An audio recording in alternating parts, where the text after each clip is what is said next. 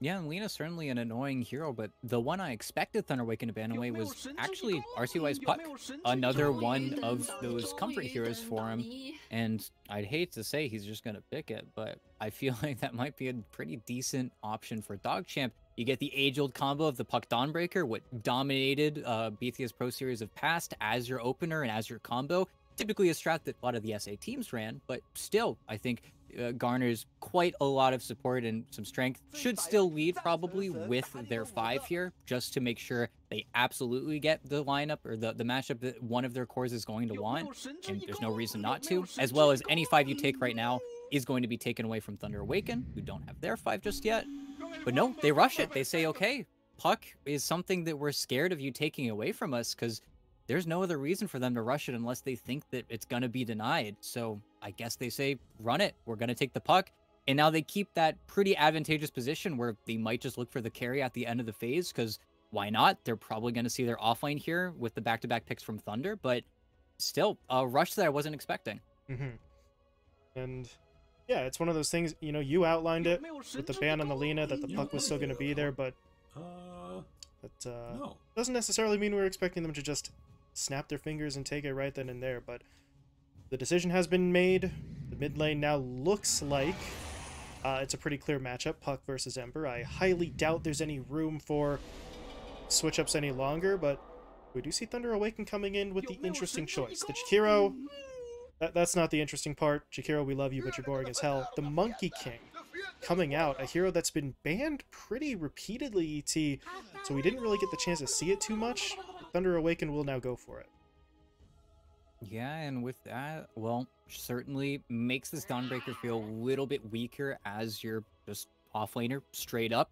Monkey King is that just easy, hey, you didn't ban it versus a melee offlaner, so we're going to pick Monkey King and almost cheese you out of your offlane now, but we'll have to see. I think that's a really tough lane now for the Dawn, though, and okay.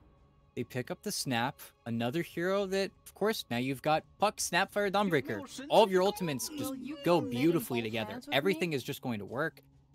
But I do have some concerns, and they do just decide to ignore the CM, which is pretty interesting. But that also means that this Monkey King is not going to be answered. And we'll have to see what now Stonebank's going to look for later down the line, if it is just going to be an attempt to outcarry. But this is also one of the, what looks like a core Monkey King that we've seen in the patch, which I'm very excited to see, because small changes, but changes that matter nonetheless, especially to Wukong's command, making it a little bit easier to get off a situation where maybe you miss the Chain Stun for a second, he barely gets his ulti off, the armor comes in, and then suddenly you can't kill him.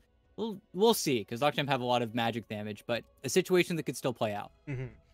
Yeah, that Monkey King's combo was made just that little bit easier to put together, to potentially not just keep him alive, but also get out the initiation maybe a bit faster too. So we'll see what direction that goes in. For now, though, DogChamp looking at the offlane setup, and yeah, the Night Stalker ban does come through. Not a hero that we see banned out particularly often. It's very situational, but this would have been that exact situation. A lot of heroes who would not have been a fan of Crippling Fear.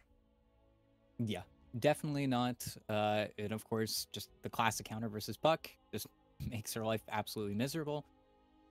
But now, really trying to think of what we're going to see from our Thunder Awaken offlaner. Of course, Illich still playing a lot of those Wraith Pact-y Vlad's buying heroes. Visage is still kind of squeaking around in the pool.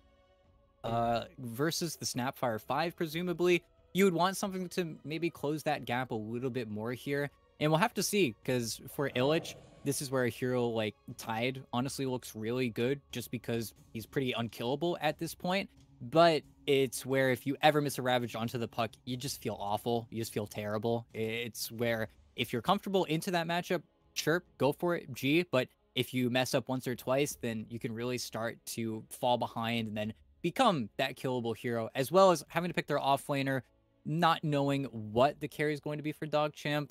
It's a tough position to draft in. Usually you would have tried to get your offlaner much sooner before all the bans. And they go for the hero that is very difficult to counter in lane, the NP. Well, this will be a bit of a test for Illich, presumably in that offlane role. We've seen some nice things from him so far in the run, but that Nature's Prophet, getting put on that hero is really the test of your flexibility, right? Because the hero just does not play. Yeah.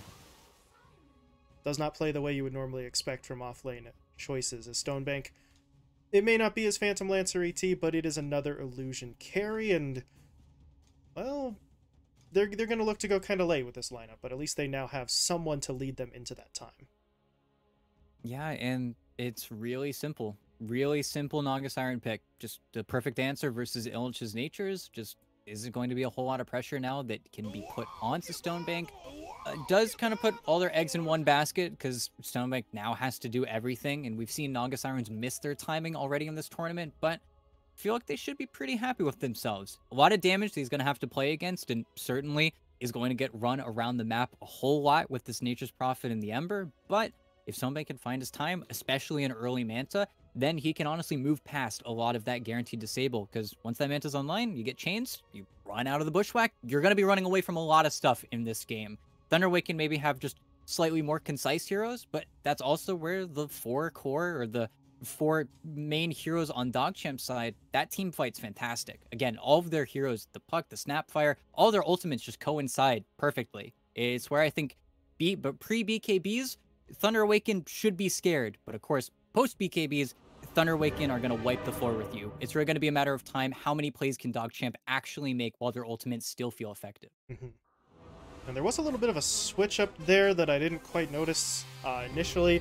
Italiano Gangster is apparently going to play the Snap rather than the Dawnbreaker. So the lane is unlikely to change, but I'll pretend I didn't enjoy this.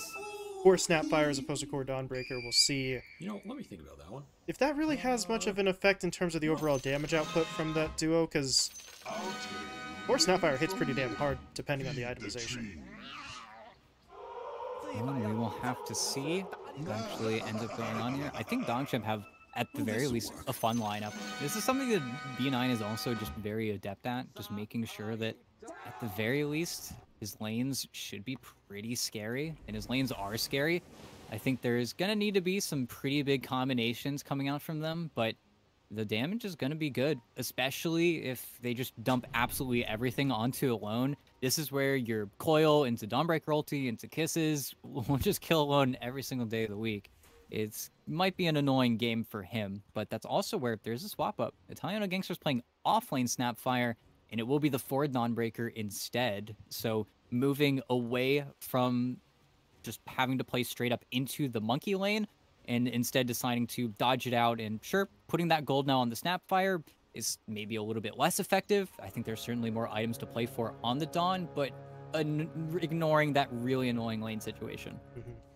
And do want to just point out one thing here. You see the Dawnbreaker player tagged up as Lirelai.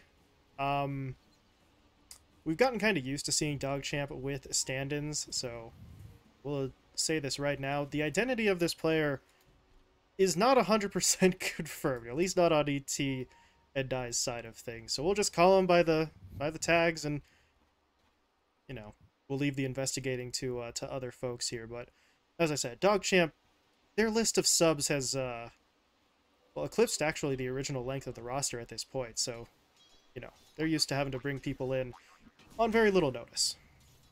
Yeah, and Lirelai, that's Windrunner right there. That's Windrunner's name. So that's the way you're gonna play this. That's I don't know, but fair enough.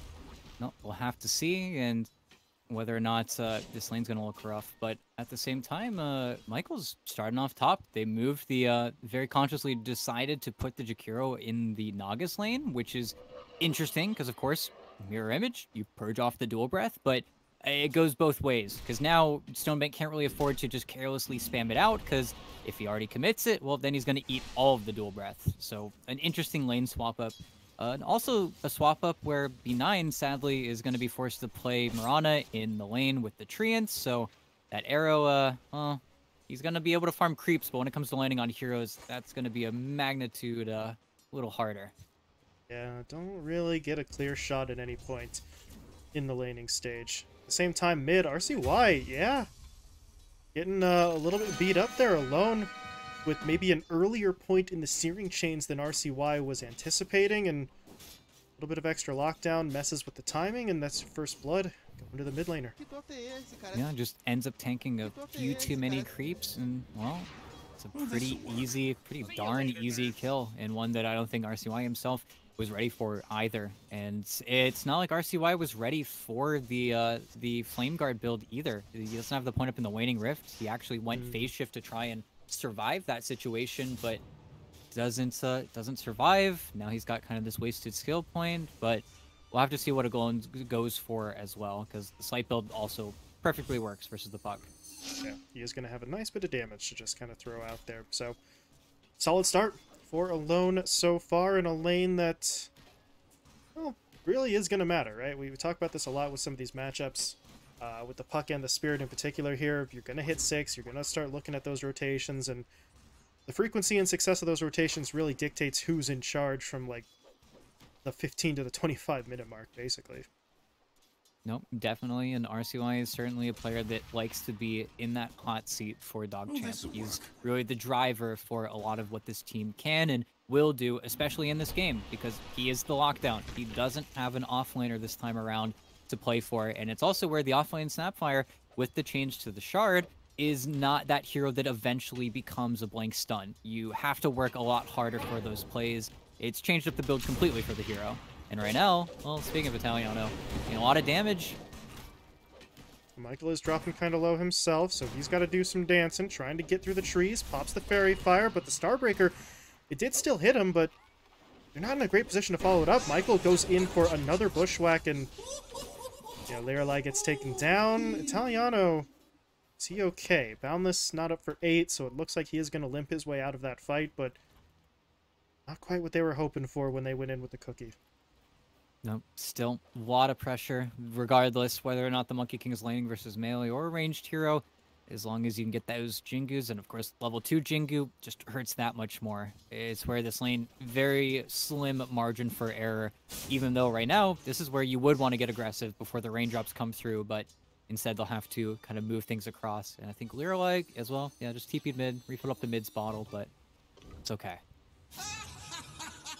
Alone. Yeah, he's just going to take a split. No support's coming in to help him try and steal a water rune away, but with the kill he was able to get and the slight edge in terms of last hits, he can probably afford to do that. Actually stole a bounty rune there too, so fine. If you can't stop your opponent from getting one of the water runes, just take his bounty instead. Oh, super easy stuff, and he comes back to the lane looking to expand on this lead. Yep, has an Orb of Corrosion as well. Doesn't have the boots, so when he actually gets level 6, the Remnants are not going to be coming out at a blistering speed, but is still going to be able to make a lot of these plays, and the Harass is going to step up to an entirely different level, one that RCY can really only just hope to spam out the lane with the Orb as much as he can, so he doesn't actually have to sit around and eat this slight, but it's tough. Oh, what's going on up top? Yeah, they're alive.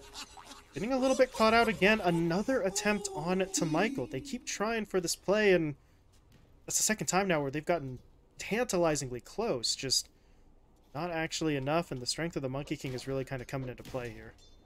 And this is where you have to almost wait or pace yourself out, as B9 also going to get taken down bottom, but the more you try to make plays on DogChamp when your opponent's heroes are just simply better at level 4, level 5, it's where DogChamp have to very consciously wait for their ultimates in this type of game. Because until you have that tome up or you have the flexibility to rotate your mid out and share that XP, your heroes are just worse than Thunder Awakens right now. They've drafted majorly for their lanes here. It's where DogChamp certainly need to play a little bit more for their team fight later down the line. Okay, that's one way to play mid. Lirelei TP's in, refills RCY's bottle, he uses all 3 charges, then B9 TP's in and refills his bottle. So that does present a problem, yeah, in the lane itself, because Stonebank has 0 backup. So they do end up punishing him. Illich ends up getting taken down, however, so at least you get something out of that, but ET, I don't think I've ever seen a double TP for bottle refills, as they do manage to find a second kill there, canceling Excel's TP, but it was a bit of a weird one, but they need RCY to have a good game. Yeah, just putting a lot of stock into the puck, which, you know, I'll have to see, because, again, he is that important member of his team, but it's pretty expensive, and Now, he didn't actually get the real rune because he was getting his bottle refilled. They don't even need him top because there you go. The NP does die bottom, but then immediately TPs with a cart in his lane. And now, Battalion of Gangsters Tower is not long for this world. Yep. 3 heroes hitting on it. Ooh. Village? No, he's actually going to leave.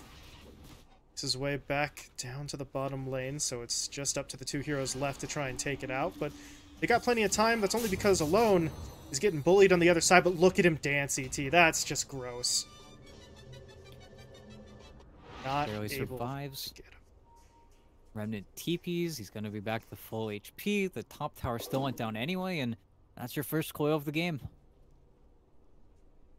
That's the kind of stuff on Ember Spirit. We love to see it, but also, when you make plays like that, it just feels a little unfair. Smiling Knight just got his tree cut down by the Celestial Hammer, so Monkey King, no Remnant jump for him. He gets taken down. Michael's in, but a little bit too late to help out, and DogChamp are able to make something happen there. Yeah, and that's where Smiling Knight does need to be careful. Not just the hammer, but even his own teammate. It's kind of why Monkey King was a bit of an illegal hero for a while, because, well, the trees do get cut in this type of game, and if you're not careful, well, then you will just die like that extremely easily. Situation that you're always going to have to be maybe a little bit conscious of, especially when your teammates are going in, because not just the Nature's Call, but also quite a few of the Ember spells also cut trees. But then, right back top, on cue, comes back, Italian a Gangster. No shot, he escapes this. Trying to give the kill over to Smiling Knight, but Alone's there to take it too, so. Gives his teammate a tip there too. Nice. Able to get the kills into the hands of, well, I'm not going to say the more important heroes. Monkey King having that would have been just as fine, but just the same way we saw DogChamp feeding 6 consecutive bottle charges over to the puck. Under Awaken are going to try and get Alone as many kills as they can. No, definitely. But at the very least for DogChamp, a lot of the aggression has slowed down for the time being, mainly because the NP has claimed both of the tier 1s already, so there's not that much area to actually play in. Excel's been so annoying. He's still chasing Stonebank around in the jungle, not really allowing him to stop. There's a Chains mid. It's RCY. Does dodge the bushwhack and retorts, but there's the kisses. There's the damage. They want the Ember, though, and they will manage to get him. Now they can turn their attention back to Michael. They'll find that kill, too, and Excel, he was able to dodge out this the Starbreaker, but not the arrow. B9 hits him up, and, well, DogChamp, nicely done. They get 3 kills out of that situation. The Naga Siren was able to just kind of slip out during all of that commotion as well, so continues the farming pattern, and Under Awaken kind of, maybe trying to do a little bit too much for this point in the game. Yeah, just trying to get really aggressive on RCY under his tower, and, well, RCY proves that, yes, he is indeed still a puck. Just a little bit too slippery, and then the coil setup and the unknown position of where the Snapfire was playing is pretty much all that costs him there. And now, this is the lull. You do need to wait a little bit here, 20 seconds for that coil to be back up, and then you'll probably want to play with your Dawnbreaker, a Dawnbreaker who is also no longer alive, no longer with us. Alone was playing for the 10-minute rune and didn't get lucky, so there's a haste now on that puck, but we need to see the Soul Guardian plus coil as their next play. Until then, got to be real careful. This is a very difficult mid-tower defense, though. But if they can connect with 2 ultimates onto Alone, they could go and kill him off again. It's exactly what they need to look for right now, because these supports, nobody can sit on this backline with that slight coming through. RCY is in some trouble. He's able to get away for now. Alone does still find a kill, though, but it's only on a Bloody Knight. But now he's actually caught himself. The Dream Coil is onto him. He's got to wait a little bit longer. Can he somehow get out to the Remnant? That's a short Remnant, and it won't actually get him out of the right-click range, so okay. DogChamp take a pretty clear-cut win there. They have to sacrifice the support, but CY lives and Alone goes down, and their tower was still alive until that exact moment.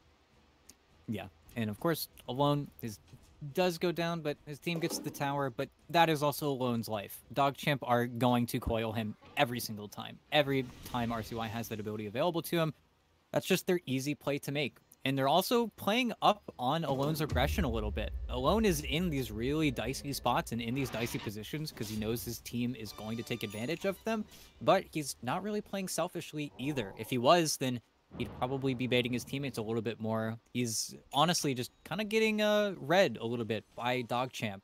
And now, of course, with Chloe coming back up and Kisses online, it needs to be careful because you don't want to give up a third death. This is where Alone should really change his posture and start to accept the game he's in, because otherwise this is going to be a death and really the start of a big slowdown for the Ember. But 12-minute rune finds a DD, and now he's going to run at his opponents again.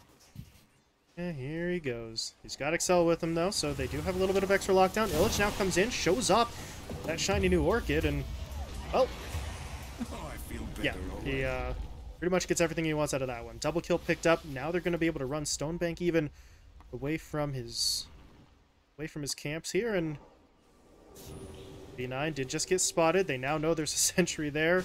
Don't know if Alone wants to dive that. Even with the DD rune, that's a little bit risky, but okay. Tries it a second time, still not able to get the kill, but he won't give up, ET. He continues to just kind of prowl around here. There's no way he actually gets this kill at this point. DogChamp are just going to learn their lesson and back off. Yeah, just knowing that that's their easy way to die. And now, unfortunately for DogChamp, until you have items like a Yules or a Blink Dagger on RCY, showing in lanes is not really an option here. It's where Stonebank, working towards that Manta style, will have the easiest time when it comes to pushing out their waves, but Thunder Awaken will pretty much immediately put a chokehold on the map, as well as during all of this, well, Smiling Knight has a Battle Fury.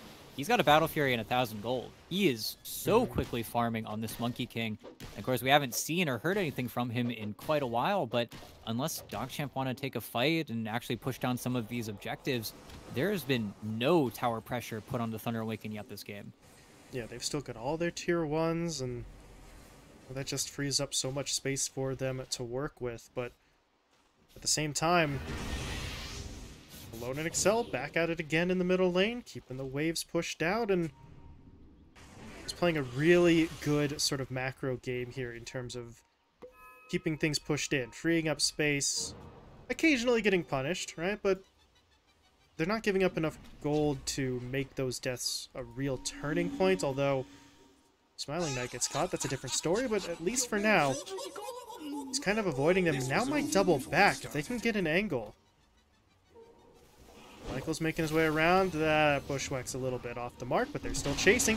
Bound the Strike will miss. Ice Path will miss. The silence does finally come through from Illich, but they have to use the song as well. Stonebank is just going to shut this all down. And DogChamp are going to try to walk away.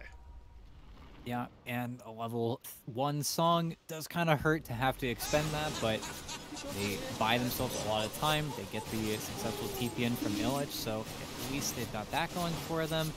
And now maybe we see DogChamp go for another smoke. They're invis right now, which trying to figure out why. Not really finding a good reason, but after the D word, could see them go for a very similar play, even though I still think that Italiano Gangster needs to be involved. Without those kisses, it is a really tight kill, but look top. Excel showing in a pretty dangerous spot.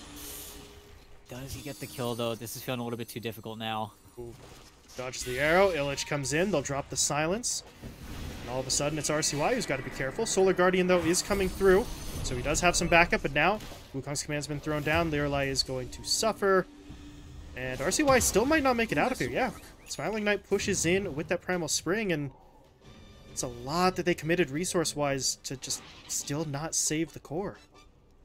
Yeah, and we haven't seen that synergy. We haven't seen that connection of multiple ultimates just yet. It's been a while. It feels like those mid-fights where we were killing Alone were ages ago, and now, well, Alone's even got a Yule Scepter. So he's going to delay you out. He's going to make you work for that kill even harder, even though Yule's on Ember, you know, it feels awful, but if they're just gonna coil me, then Alone says, might as well just make you die for it, because that is the kind of game that we're in. And now the question for DogChamp is, who is our actual target? We're still farming on Italiano Gangster and Stonebank, which is fine, but we're losing out on everybody else. It's where every minute that they don't get to use their ultimates aggressively, it's just time that feels wasted. And as well, a lot of great vision from Thunder Awaken, just scouting out pretty much everything and every move that they're trying to make. Just feels like now they're the ones starting to get read a little bit. And if they're just going to give up on plays and start farming for the next few minutes, it's all at a disadvantage, a 7k disadvantage that they're not really attempting to fix right now. is not the path to try and sort of even up that deficit, at least not at the moment, but I don't know. They are sort of posturing in a way that suggests they don't really have any sort of immediate plans to go on the offensive here, but that's just putting the initiative back into Thunder Awaken's hands, and well, you don't really want to do that. Long story short, as Alone, well, working his way towards the Maelstrom now, so as you said, he went for the Yules before for the survivability, now he's looking to just really beat you down, so is there an opportunity here? Excel? Okay. Just got himself caught out. He was trying to play the vision game, and B9 will beat him. Alone comes in, though, takes out the ward. Doesn't actually see the hero there. B9 was able to kind of sneak away with the Moonlight Shadow, so yeah, you know, the ward may get taken out, but you got yourself a kill and you got everyone away safely. Yeah, and like you said, it's just a safe, easy retort. If nobody dies, then you're happy. You don't get to cut too many waves. B9 tried, but, you know, makes his exit a little bit early. But at least we're getting some XP from DogChamp. They're still getting out-farmed pretty heavily, and now that the Monkey King has his BKB, he isn't really going to be the target of anything, and that is really going to be the troubling aspect of this game. As Thunder Awaken's cores slowly but surely translate to having these BKBs, it's where DogChamp might find themselves in that hopeless situation where, again, you have to question who is their actual target here, because you can kill Michael and Excel all you want. Can you find them, and will you be able to farm them is the real question, because Nature's Prophet just got his BKB as well. And Thunder Awaken say, okay, if you guys aren't going to fight us and cast your ultimates, well, we're going to take the fight elsewhere. And this is going to be an uncontestable Roche. Just 2 BKBs is way too strong to go up against at this point. Yeah, the scan does come through, so DogChamp know it's happening, but that knowledge doesn't really do them a whole lot of good at this point, so just got to let it go. We do have a little bit of utility coming out, though. That's a Vlad's finished off by the Dawnbreaker, so it'll be a little bit tougher in terms of their overall durability, but I don't know. That just feels like the tiniest little sort of incremental increase for DogChamp. We still just need to see them put together a full-on team fight. As Stonebank just got his TP canceled, the Ice Path is going to hit him, so now even if he songs, he doesn't have any way out, so he's just going to be forced to hold the cooldown. At least he gets the tower last hit with the other illusions, but just an insanely good read from Thunder Awaken, just knowing that the illusions have to be coming from somewhere. I'm sure that this cheeky lane ward as well, doing them quite some good, even though DogChamp have just as cheeky lane wards in that same lane. But still, now you get to push out onto the waves, close that grip a little bit.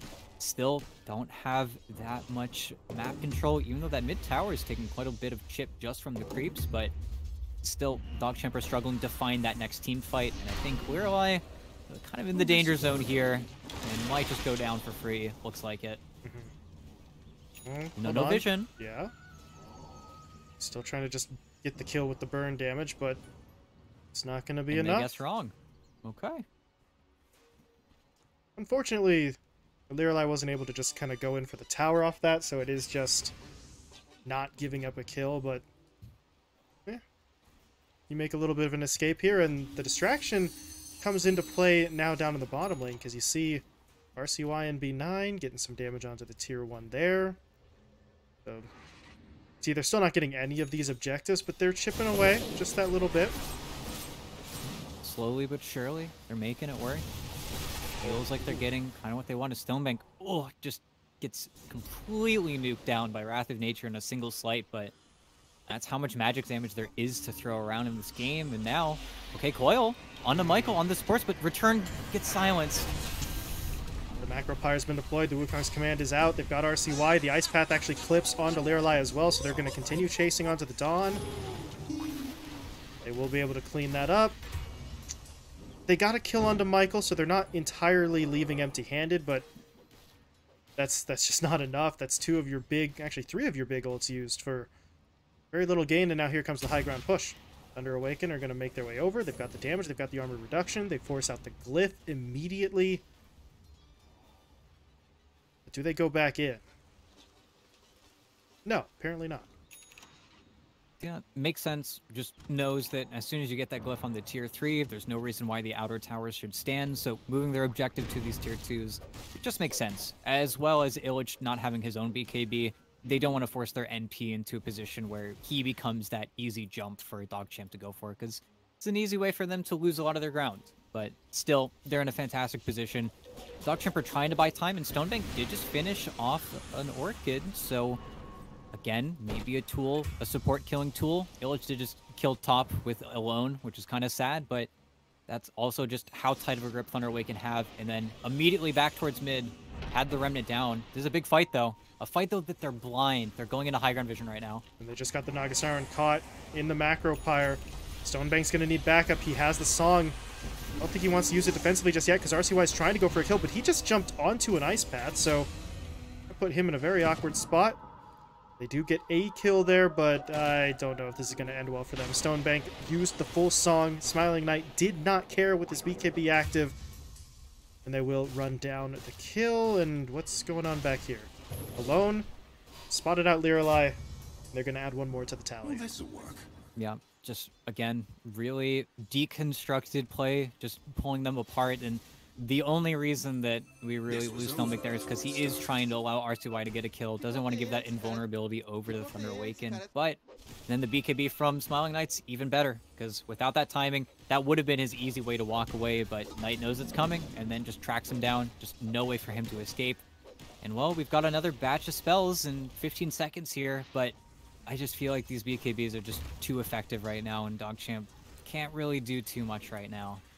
It's where they are just going to get bottled. Aegis is gone. That's something to be happy about, I suppose. But aside from that, they're still struggling. And they simply don't have enough spells to bait out the BKBs and then go for a second round right now. It's where they would really need to scare what feels like the Monkey King into getting his BKB wasted and then catching him while he farms. But it just simply isn't happening yet. RCY is at least able to dance his way out of that potential gank down bot. So... you know, you dodge one, you buy some time, but it just feels like we've been saying that really over and over again. The DogChamp are dodging, ducking, buying time, but for what? I mean, there's this general idea that late game Naga Siren might be strong, but I just don't know. They don't seem to have too many definitive objectives for them to pursue right now. No, and well... pushing in. Okay. Stonebank needs some help, but... he's not dead yet. Now he is. Okay, Illich got one last right-click in there, so Stonebank will go down. They were able to take out a couple of supports before that, but it's still just not going to matter. E9 goes down, Lirelai falls, and maybe they can hold the high ground here with just the threat of RCY and Italiano, but they don't have the kisses for 90, so... Thunder Awaken want to take a, you know, poke or prod around here. They could do so as the puck's getting spat out. They did manage to connect. Illich gets locked in, and he's just going to look for a TP home. Smiling Knight joined the fight, though, and yeah, this is going to turn into an engagement. RCY throws down the Dream Coil, able to take the kill onto Illich, but now can he get away? Fuel Scepter, throwing him up in the air. That means the orb actually did not dissipate. He was able to get it on the last tick and jump away.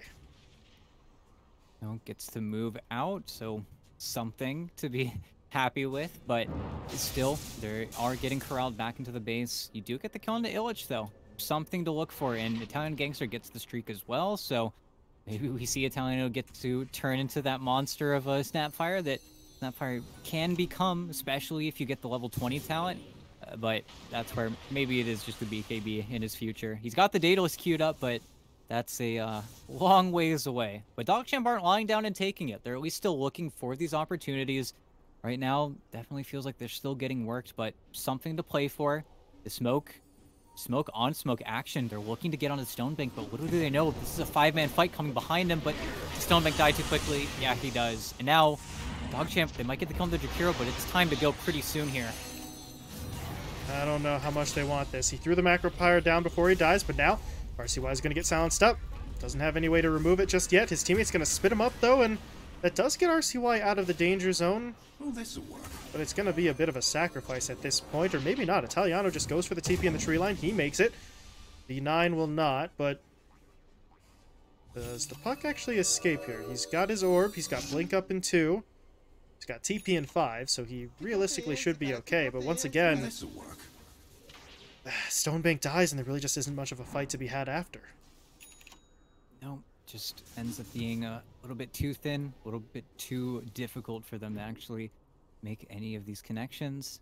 And, well, we'll see how kind Roche is to DogChamp, because they do not want an early Roche timer. They want this to go on as long as possible, and that's a pretty darn fast Roche timer, which means that Thunder Awaken should be able to snowball this even further, even though they've already snowballed it quite far out of control, especially the Monkey King. Finished up his Deso, is now looking for his Scotty, is, you know, only one component in, but still feels like the blistering speed that Knight's been farming at, it's going to be there sooner than later. And then, of course, I don't know, it feels like you're running out of damage and you're running out of numbers, just raw damage for DogChamp to actually play around with. And you're not finding those punishes on those BKB usages, especially because Alone doesn't even have a BKB. He's just playing Ember, knowing that he's not really able to die anymore. He's just absolute confidence and just turned all of his net worth into more and more damage. See why? With the cover of the Moonlight Shadow, did manage to sneak behind, but there's no front line. There's no anvil for RCY's hammer. He's just kind of here to cut creep waves, but while that happens, Thunder Awaken decide, let's get into the Roche Pit. Let's get the Aegis, the Shard as well. Does the Ember already have his? No, he doesn't, so guess we'll see who actually takes it. They are definitely taking Roshan here. 0 contest from DogChamp. And Smiling Knight will take the Aegis and the Shard. Oh, this'll work. Nope. Very happy with that. Rest of the lineup, this is becoming a what can you do situation. They are still farming, though. That's the one thing you can't take away from DogChamp. They are still getting out onto the creep waves. They're doing what they can in what is a pretty big nightmare situation, but I just wonder how much more game we really have left here. Because Thunder Awaken just continue to extend that lead, and all it takes is a few kills, and then suddenly those buildings are going to be under siege. I'm surprised they haven't gone for a forcing play on the high ground in quite a bit here, just because getting the glyph is just as valuable in Stonebank. Okay, Songs going to be able to walk that one away, and more time has been bought, but now they're going to get in both mid and bottom, and then probably get the D wards going. This is where DogChamp would have a smoke to then look for that Jakiro pushing in the mid wave or the Ember top, but I don't know if there's enough time right now. They're going to try for the Jakiro. They do manage to get it, but now here comes Alone pushing in. LHTP's forward as well. They've caught Lirelai. They're going to get the quick and easy kill. Not sure if they're going to be able to find much more. Italiano is looking for the angle back into his base. He's got a BKB. He really does need it. He might need it. Smiling Knight is going to push, and now the BKB comes through.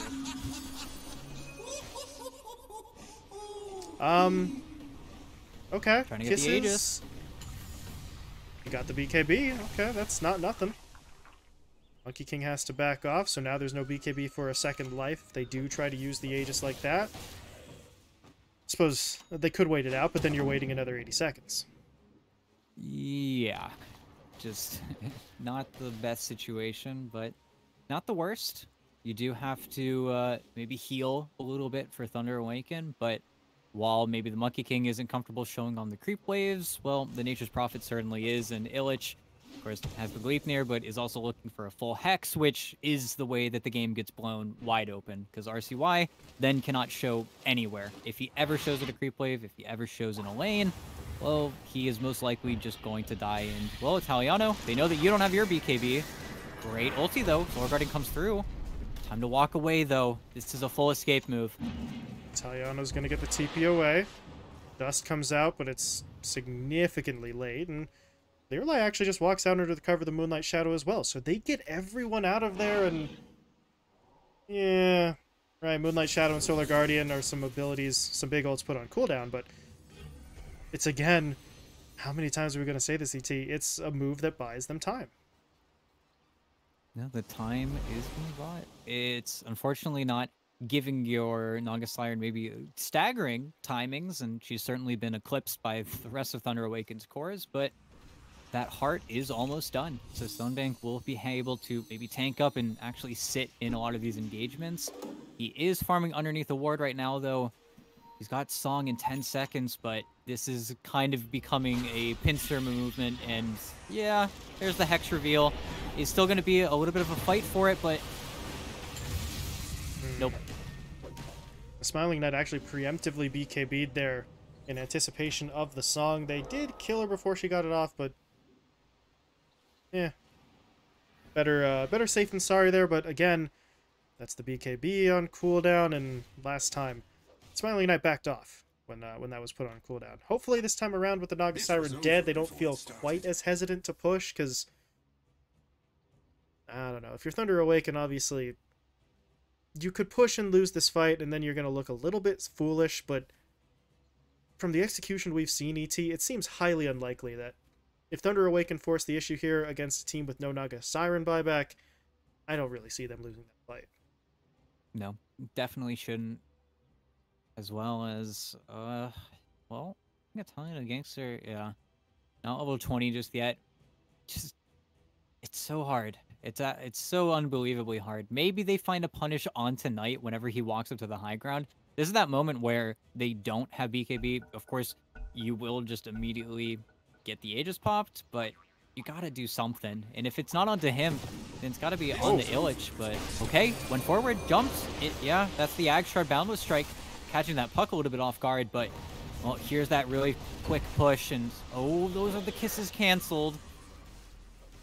Not looking fantastic here. Resources already being committed. The puck was at least able to heal up though, so RCY, he can rejoin, but he rejoins into the root. Now the Yule Scepter has to be used defensively, and yeah, they're just getting pushed back. B9 able to buy back. The Naga Siren's going to respawn here, but they've already lost that full lane of racks, and at the rate that we're going here, it looks like Thunder Awaken might just be able to find another pick if they're aggressive enough, but they decide to stay objective-focused, ET. They go in for the middle lane of racks. That's going to force out the Glyph here, but if you're DogChamp, you got to do something. They're going to try and make a move. Solar Guardian's coming in. They do stun up the Monkey King, but he wants to use the Aegis. There's only 20 seconds left on that timer, so he's right in the middle of it. They do take him down, but it cost them 2. Lirelai dead. Italiano Gangster goes down. B9 killed by the Boundless Strike, and they are starting to run out of bodies, and there's the GG. Yeah, just definitive, pretty plain and simple. DogChamp had maybe that 15 to 20 minute window where I think they just got a little bit stressed out, a little bit too in their own heads out of their lost lanes, and then were unable to make any of those plays happen before those BKBs come out. Because as soon as those BKBs are done from Thunder Awaken, it's the beginning of the end. It's where you have to have other aspects in a draft to force those BKBs to then look for your continuation of a play, but nobody ever got scary enough. And I think that's where, especially Thunder Awaken, were just so successful at hunting down and slowing down Stonebank. Just felt like he never really could play at all. And then I think the slight lane swap up of putting that Jakiro versus the Naga Siren, and then Excel just being the most annoying guy in the entire world, just chasing the Naga all through the jungle, not having enough time either from DogChamp to shut down and just kill him. You shut him up maybe once or twice, but every other time it just ended up briefing Stonebank's entire game. And then the rest of the lineup, sure, we trade, we draw, we farm for 5 minutes, but 5 minutes that Thunder Awaken used so much more efficiently than you. But, you know, that's why Thunder Awaken, well, they still have contention of being that #1 seed, and sadly DogChamp, well, they're still out. They're going to continue being out coming into game 2, but still kind of a sad game for them.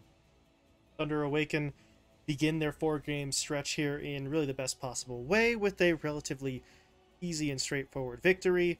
So they are still in contention for the #1 seed, and now with this win, wildcard are locked into the 4 seed. So there was a potential tiebreaker scenario if Thunder Awaken somehow lost 4 straight games, but they do away with that right at the start. So that storyline comes to an end, but ET, as you said, Thunder Awaken, if they can keep playing like this, they have a legitimate shot. If they win all 4 games, they are the #1 seed outright. There is no way that anyone else could catch them. So they're feeling pretty strong here, and we'll see if they can carry the momentum into game 2.